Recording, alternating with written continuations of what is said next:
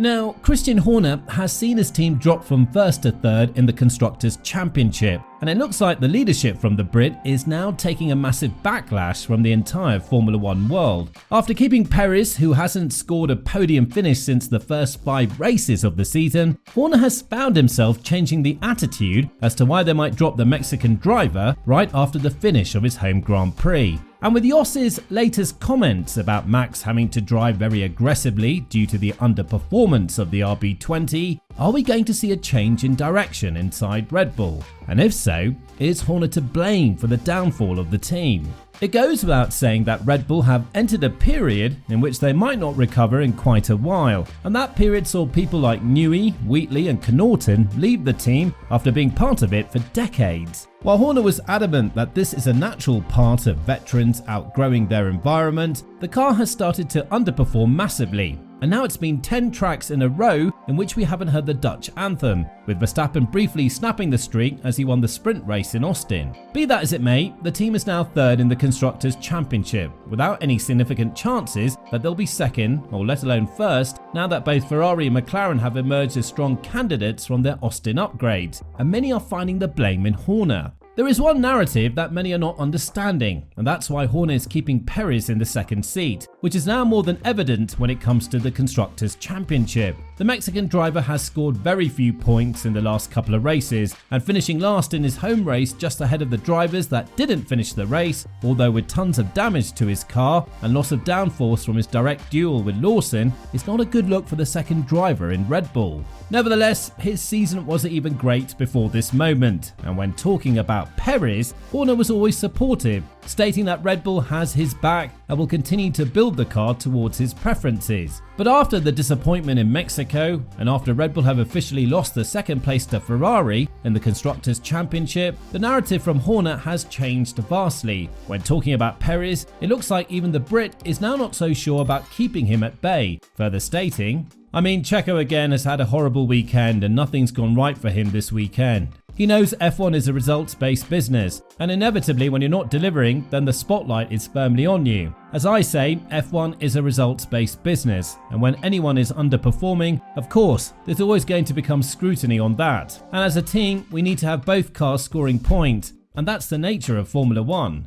The problems with Red Bull and Perez are not ending here, with rumours swirling around his future being under a huge question mark. The financial partners standing behind the Mexican driver might leave the Austrian team. While many believe that this isn't a huge deal, we must remember that Telmex and Telcel, both owned by Carlos Slim, are the primary reason as to why Sergio still has a contract with Red Bull, and now that his song might have been sung in the Austrian team, Telmex will definitely back off the team, but will continue to support Perez if he has to find a seat elsewhere. Furthermore, Carlos Slim said, "We are in talks with the team. It is not final yet. The one we always want to continue with is Checo. As far as we can always do that with him, no doubt that we will. The issue of the contract with the driver is separate from the issue of sponsorship by us. That's always been the case since he signed with the team." Now, with the way that Red Bull are headed, not even the third spot is guaranteed for next season, and it's Horner the man that everyone is looking up to when it comes to delivering results and making moves in a similar way that McLaren did and have risen from the literal bottom to the top of the grid. The only positive from this is that Red Bull will have more wind tunnel time to spend in the wind tunnel in order to fix the issues that have plagued the RB20 now, although it's very hard to do so because they found the car to be extremely unpredictable. Again, the primary cause can be found in Christian and the way he's leading the team. Whether we like it or not, it's not pointing towards a positive trend for their drivers. Max Verstappen has also been linked to a sensational departure from 2026 onwards. And even though the 3-time world champion stated that his primary goal would be to stay with Red Bull and fix the existing issues, but 2026 is a long way ahead. And there might come a time in which he would be fed up of the constant issues he's had to deal with the car. Max has called about the unpredictability of the car ever since Imola, but the fact that he's been able to win races that he had absolutely no business winning, such as Imola and Canada, has made the engineers believe that he's a wonder kid who can make anything work. Unfortunately, that's not the case, and now Horner needs to man up and fix these issues sooner rather than later. Horner has now seen himself grab a lot more power in the internal circles of Red Bull that have been dubbed as the primary reason as to why a figure like Newey left the team. Jos Verstappen hasn't kept quiet either, stating that Horner needs to look at the mirror when it comes to who's at fault for the team's downfall. And now, even after the Mexico's GP disaster class of his son, the former Formula 1 driver has still found a way to criticise the team for why Verstappen had to drive the way he drove and finish P6. When talking about it, Jos said, "Verstappen has to do this because the car is not good enough and he's doing everything he can to win the title. But Max is not going to change his driving style because there were a few stewards present now who are not comfortable with him anyway. If you look at Sunday's actions, Max's second moment may have been a bit too much, but he's letting this wash over him. You can talk about it for a very long time, but it doesn't make any difference anyway. Max has to drive the way he wants." While he's been also part of the team since day one, there is undoubtedly a lot of pressure on his shoulders to deliver the performance and the leadership that we would expect from a team that has a 3-time world champion in their rows. But to see Verstappen's antics in Mexico was quite disappointing, and while Horner can hardly be blamed for why Verstappen acted the way he did, the underdevelopment of the car, as well as the little to no knowledge that the engineers had on the upgrades they brought in the mid-season development war, hasn't helped at all. Yes, the car is now more predictable, but it looks like the reliability of the engine is also a huge question mark, because Verstappen will likely use new components on his internal combustion engine and will have to serve a 5-place grid penalty. Considering how composed the grid is ahead of him, with 2 McLaren and 2 Ferrari drivers and potentially a Mercedes driver, Verstappen could find it very hard to get past Norris and neutralise the damage from the number 4 driver. And even if the rules change, Horner believes that Verstappen will remain the same type of racer because he's built like that and has raced like that ever since his first day in the sport back in 2015.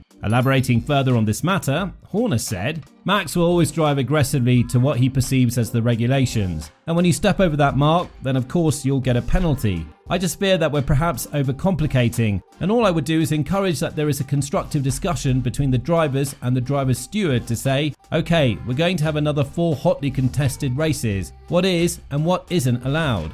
The situation is now more than clear in the Constructors' Championship. McLaren are 29 points clear of Ferrari and 54 ahead of Red Bull, which is not something that the team expected after the first 5 races of the season, where they won every race up until Miami. Ever since then, Verstappen managed a couple of more wins in Spain, Canada and Imola, but from winning 10 races in a row to not winning for 10 consecutive races, Verstappen is definitely in a difficult situation as he's lost 10 points to Norris in the Drivers' Championship in Mexico. The lead is currently 47 points in favour of the 3-time world champion, and while he still holds the cards in his hands with how Norris fails to utilise the results from such a superior car, there is absolutely no guarantee that 2025 is going to be focused on Verstappen and Red Bull in the same way that the beginning of 2024 was. With all this in mind, do you think that Horner is the one who should be taking the blame for all of the downfall in Red Bull? And even more importantly, do you think that the decision to keep Perez for so long has made the difference between a winning and a losing mentality prevailing in Red Bull? Let us know in the comments down below.